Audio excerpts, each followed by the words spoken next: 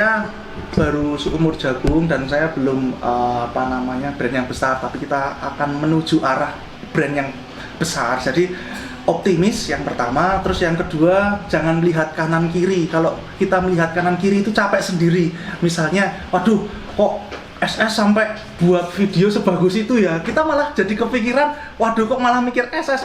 Kita harusnya mikir diri kita sendiri. Rio, ini kita mau ngobrol soal success story. Berarti kalau udah success story, udah sukses nih mas, gitu. Jadi story aja gitu. Oh ya. Salah satunya yang pengen saya tanyain nih tadi mas, kenapa mas Rio pengen bikin adalah sambal toge? Kenapa sambal toge mas jadi sejuta triliun sambal? Oke, sebelumnya saya Anjario. Assalamualaikum warahmatullahi wabarakatuh. Terima kasih telah diberi kesempatan untuk menjadi pembicara di GrabFood Talks. Ya sebenarnya kalau dibilang sukses enggak ya, saya juga baru bayi lah, baru seumur jagung dibandingkan SS atau dibandingkan lainnya. Nah, oke, balik ke pertanyaan kenapa ayam geprek sambal toge, kenapa sambalnya itu diberi toge. Nah, mungkin saya itu sudah punya insting gitu. Mungkin Indonesia ini akan diserang virus marah bahaya. Dan kalau saya melihat itu, kita itu selalu disajikan ini ya, merangkap jadi dukun beranak ya? Oh iya.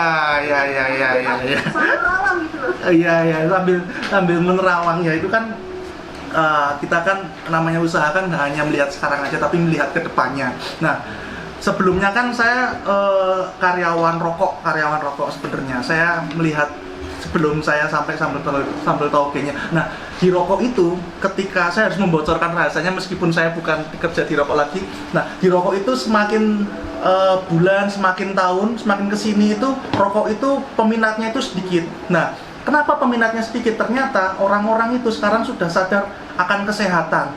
Nah, dari situ saya mulai perlahan mencari ide apa yang bisa membuat orang itu meskipun enak tapi tetap daya tahannya terjaga. Nah, singkat cerita dari rokok itu saya mendapatkan data, kemudian saya juga asli Tegal, saya asli Pekalongan dan ada tauge, kenapa nggak terekspos? Sekelas spesial sambal pun nggak ada sambal tauge, sehingga orang-orang ketika ingin sambal yang racikan ada taugenya itu pasti ke ayam geprek sambal tauge. Seperti itu Mbak Wahyu, singkat ceritanya. Oke, sejarahnya pengen sehat tapi malah jadi sukses ya mas? Ya. Satu-satuan lengkap nih. Mantap mas. Ya. Untuk sambal toge sendiri dulu awal buka tahun berapa mas?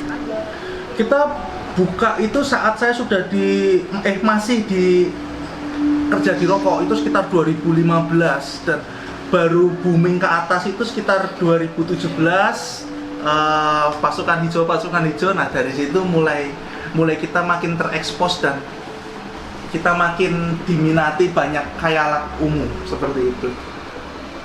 Oh gitu, jadi sudah cukup lama juga ya mas yang berintis? Ya, sudah cukup lama tapi orang taunya baru ini gitu, seperti itu. Oke, karena ada pandemi juga jadi orang mau cari sehat akhirnya beli sambal toge gitu ya mas? Ya, alhamdulillah sehat.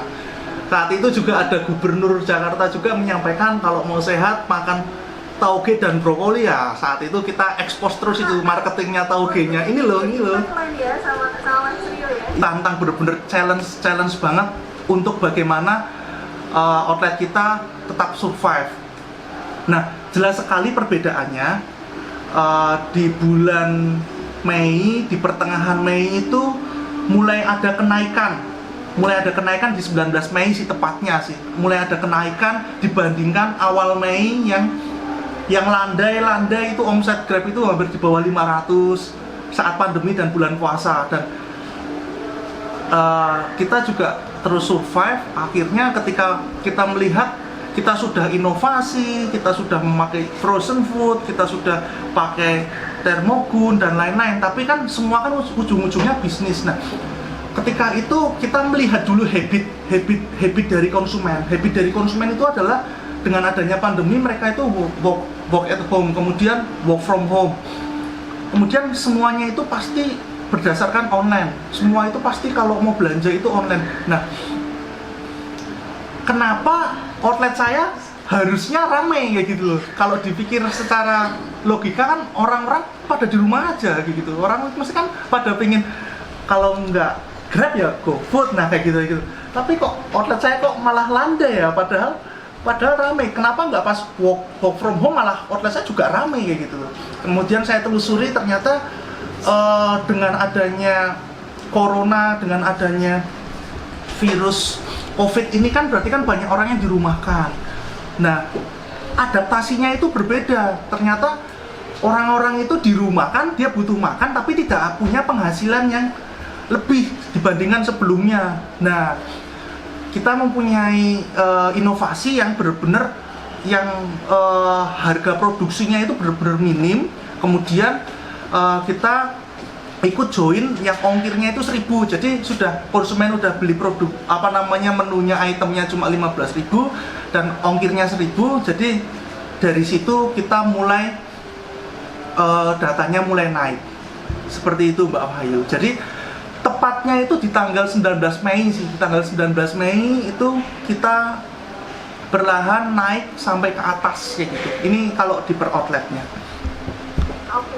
Pertanyaan saya Mas, apa yang tadi bisa dikasih linknya Mas? Oh, bisa subscribe dan nonton konten-konten apa aja sih? Itu bisa menjadi inspirasi. betul. Nah, mungkin Salah satu media yang bisa dipakai salah satu ya, kemudian di saat COVID ini ada satu hal yang mungkin kita itu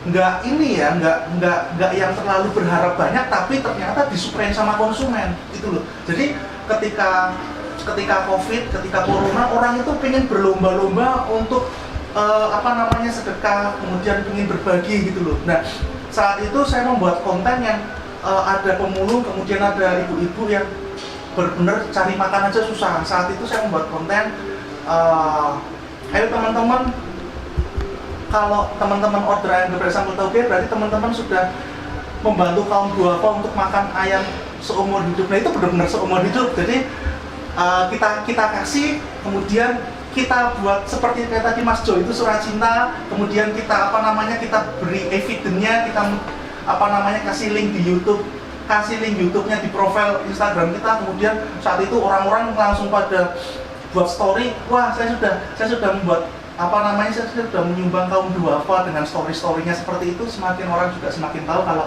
ternyata order ayam geprek sambal tauge ternyata juga membantu kaum duafa untuk makan ayam seumur hidup. Dari situ juga merupakan salah satu strategi, tapi kita nggak bermaksud strategi seperti itu. Itu secara kebetulan aja kita niatnya baik, ternyata diterima masyarakat. Seperti itu Mbak Wahyu. Oke, ada juga ya, Ada spiritualnya juga sebenarnya. keren banget gitu. Mungkin nanti kalau saya itu sambal tauge bisa datang ya. Iya. Oke, selain ada media, ada promo, ada mungkin hal-hal yang dilakukan masih kurang tetap bertahan selama COVID dalam aktivitas ini Mas mau datang tapi dampaknya juga sangat terasa buat para pemilik warung gitu. Karena kan sudah nggak boleh lagi online, ada pembatasan online juga nggak boleh dikasih terlalu banyak datang ke warung. Apa yang dilakukan oleh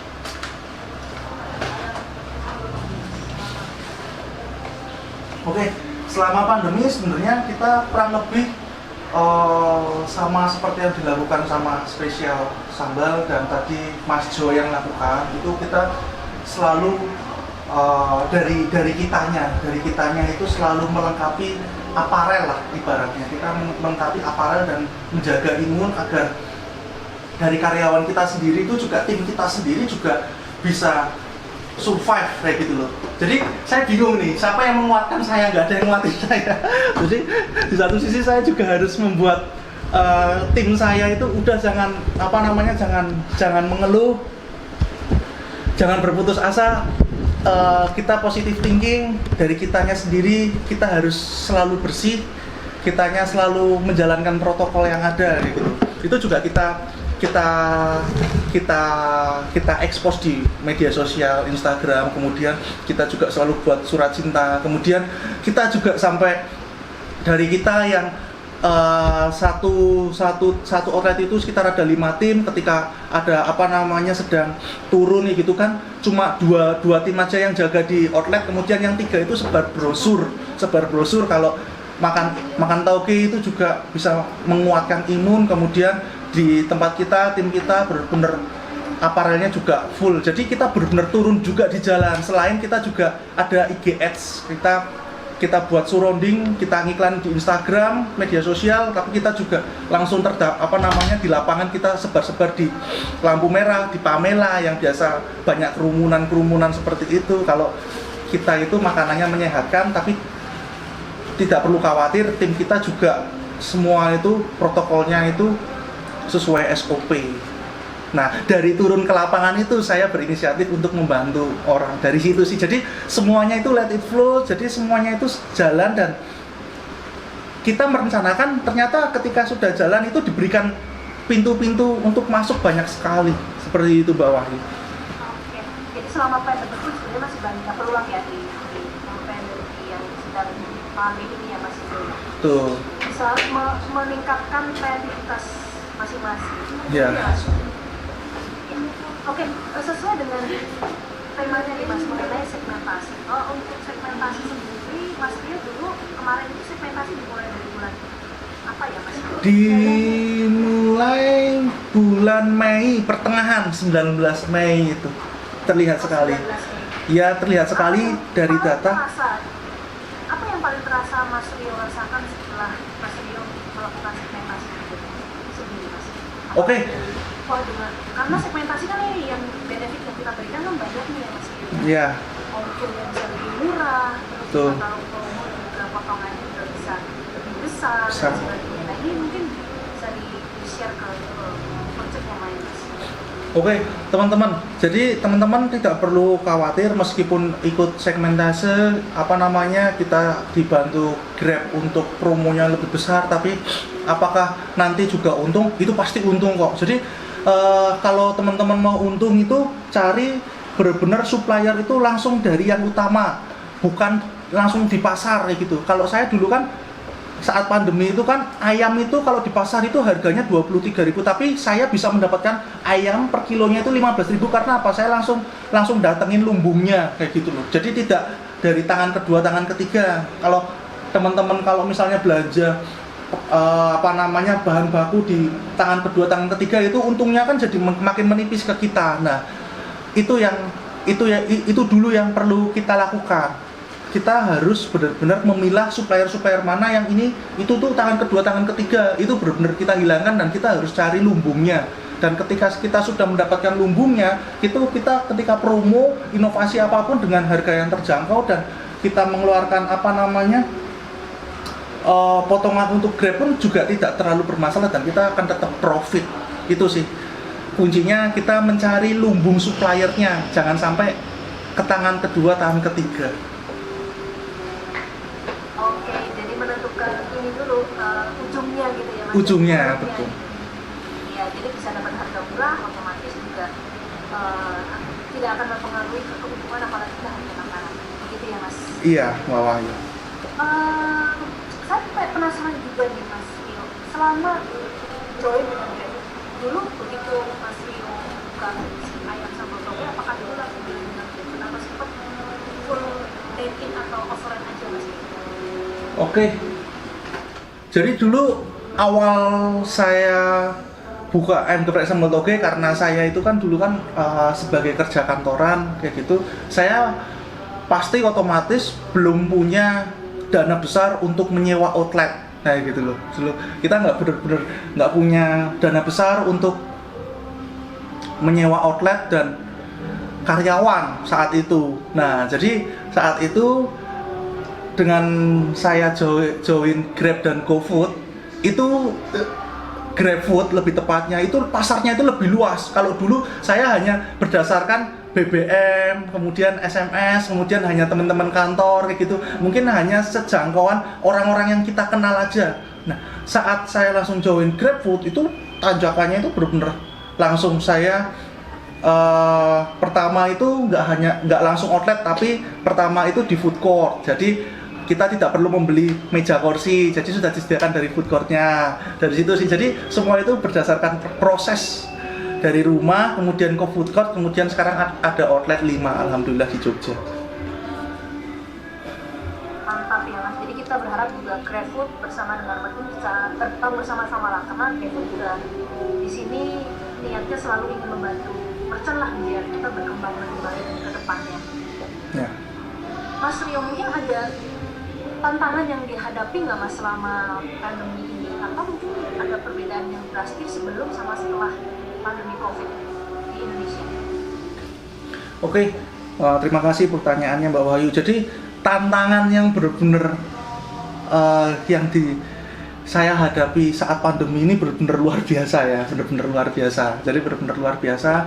Biasanya itu kita online dan dine in, kemudian orang yang bungkus itu banyak, kemudian saat itu kita harus merosot sekitar 70% sih, 70% sampai 80% omsetnya. Itu dikarenakan ya benar kalau kalau pesen online portalnya ditutup gitu. Kalau mau pergi orang-orang pada takut, padahal protokolnya belum jelas.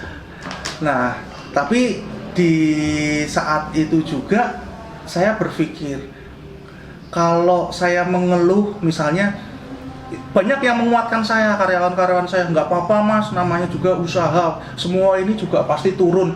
Kalau mau lihat mall, hotel itu juga turun. Nah, saat itu saya malah di zona nyaman. Waduh, bener juga ya. Oh ya udahlah, saya terima-terima aja. Tapi ketika sudah 2 hari 3 hari saya nggak bisa seperti itu. Ya kalau dipikir ya bodo amat lah, itu biar mall itu yang ngurusin, ya biar mall, hotel biar yang penting ngurusin, yang penting hotel itu sendiri. Yang penting kita melangkah di depan itu gimana caranya. Nah dari situ saya harinya terus bergejolak untuk terus berinovasi. Dari apa sih yang dipingin frozen food, meskipun dulu inovasi frozen food, kemudian sekarang new normal, ya nggak dipakai lagi, nggak apa-apa, seenggaknya saat itu kita survive pada waktu itu. Sekarang new normal, sekarang kita sudah survive, sudah di atas, ya alhamdulillah kita tinggal mempertahankan kualitas dan meningkatkan kualitasnya. Kalau dibilang tantangannya ya banyak sekali saat itu, sampai saya di zona nyaman. Oh ya udahlah, mall juga mesti ruginya miliaran, saya kan baru berapa juta, maksudnya seperti itu kan, jadi ada pembandingnya. Tapi pembanding yang besar itu malah membuat kita di zona nyaman, yang malah otak kita itu tidak berpikir untuk kreativitas. Akhirnya ada buy one get one, kemudian ada bakso goreng, kemudian saya juga channel YouTube-nya jadi makin aktif, ternyata banyak yang melihat teman-teman, terus kemudian sosial geprek sambal toge juga makin tinggi, terus itu yang ternyata teman-teman order itu juga makin banyak. Seperti itu Mbak Wahyu.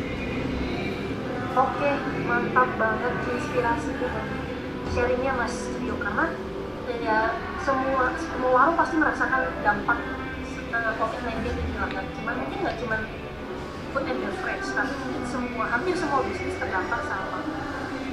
Dan yang jelas, saya merangkum dari semua yang tadi di-share sama Mas Rio, sama Mbak Adin, sama Mas Jo, tetap adalah inovasi dan pantang menyerah lah ya Mas ya. Jadi tetap ada ide-ide menarik ataupun menu-menu yang lain dan yang lain harus tetap dinaikkan, ada juga tetap semangat. Jadi walaupun ada pandemi, kita tetap nggak boleh turun semangat, kita tetap harus menjalankan bisnis.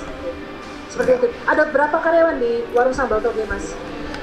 Sambal toge itu per outlet itu sekitar 6 sampai 8 Mbak. 6 sampai 8 ya, anggap aja 6 kali 5 itu 30, kemudian diproduksi itu ada sekitar 6 juga, sekitar hampir 50 sih Mbak kalau plus minusnya Mbak, karena ada tim marketing juga, kemudian ada tim admin juga, 50-an dan cukup banyak juga karyawannya Mas. Jadi ya kita tetap saling semangat satu sama lain, antara Mas Rio dan karyawan juga saling menguatkan agar bisnis tetap jalan dan saling ya menguatkan lah ya Mas Rio. Ya.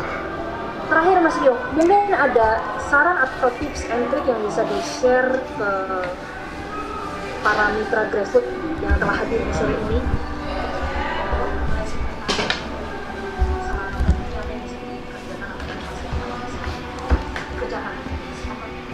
Oke, mungkin saya baru seumur jagung dan saya belum brand yang besar, tapi kita akan menuju arah brand yang besar. Jadi optimis yang pertama, terus yang kedua jangan melihat kanan kiri. Kalau kita melihat kanan kiri itu capek sendiri.